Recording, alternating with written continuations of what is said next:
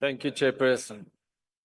While the ACDP joins in celebrating 30 years of freedom and women development, I, as a male, would like to start this debate with an acknowledgement and an apology on behalf of the men of South Africa.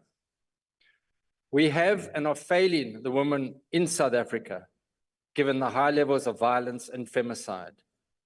It is disgraceful that women in society do not feel safe.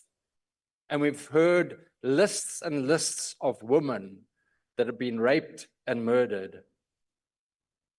And we need, as men in South Africa, to stand like Daniel, who was a righteous man, and say, we have sinned.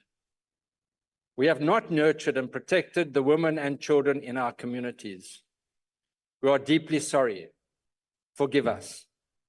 Obviously, this does not apply to all men. We are thankful for godly men who fulfill and serve their vital God-given roles in the family and society. Sadly, the fatherless statistics in South Africa, which show around 60% of children do not have a father listed on their birth certificates.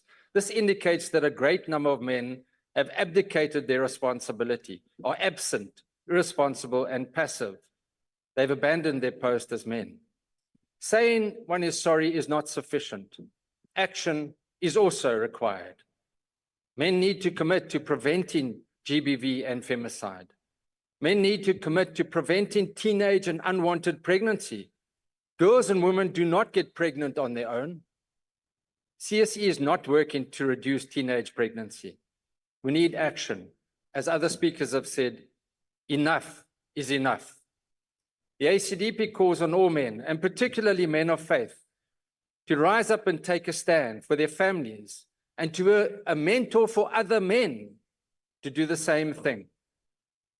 We also would urge government to not exclude men from decision-making and finding solutions to gender-based violence and femicide.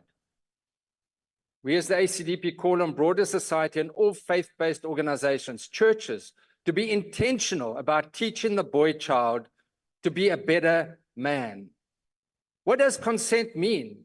How does one respect a woman? How does one respect a woman's body? How do you control your own sexual drives? How do you be responsible and care, protect, and provide for themselves and their families? The solution and moral guidance and prayers of the faith-based community is needed in finding solutions to teenage and unwanted pregnancy, fatherlessness, family breakdowns, and the scourge of gender-based violence. I thank you. Thank you, Honourable Member.